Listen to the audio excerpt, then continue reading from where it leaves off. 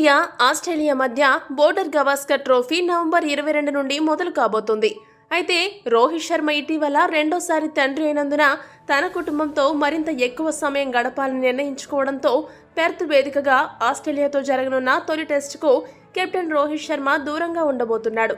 దీంతో మొదటి టెస్టులో భారత జట్టుకు స్టార్ పేసర్ జస్ప్రీత్ బుమ్రా సారథ్యం వహించనున్నాడు.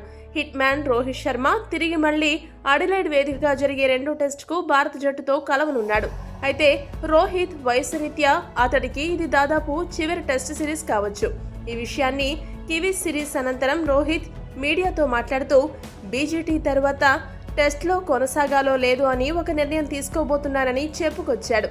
ఈ క్రమంలో టెస్ట్ జట్టుకి శాశ్వత కెప్టెన్ ఎవరు అనేది దానిపై రకరకాల విశ్లేషణలు వెలుగులోకి వచ్చాయి. కెప్టెన్ రేస్లో ముఖ్యంగా రెండు పేర్లు వినబడుతున్నాయి.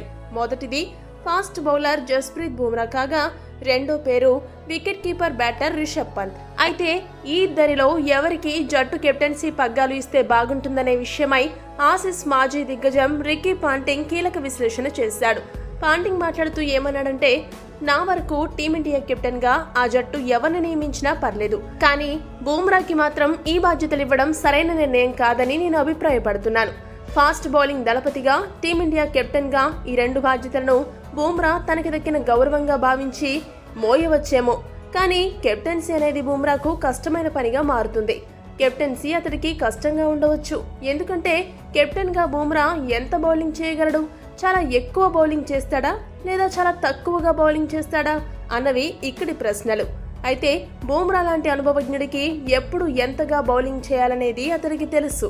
కాగా టీమిండియా ఫాస్ట్ బౌలింగ్ యూనిట్ లో కీలక ఆటగాడు బూమ్రా అనే విషయం ఇక్కడ మనం మరవకూడదు.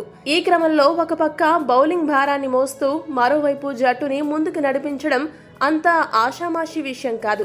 కాబట్టి బూమ్రా బదులు రిషబ్ పంత్ లేదా ఇంకా ఎవరైనా అనుభవం ఉన్న వారికి కెప్టెన్సీ ఇస్తే మంచిది అని పాంటింగ్ పేర్కొన్నాడు. మరి పాంటింగ్ విశ్లేషణపై మీ అభిప్రాయాన్ని కామెంట్ చేయండి. మరిన్ని స్పోర్ట్స్ అప్డేట్స్ కోసం మా ఛానల్ను సబ్స్క్రైబ్ చేసుకోండి.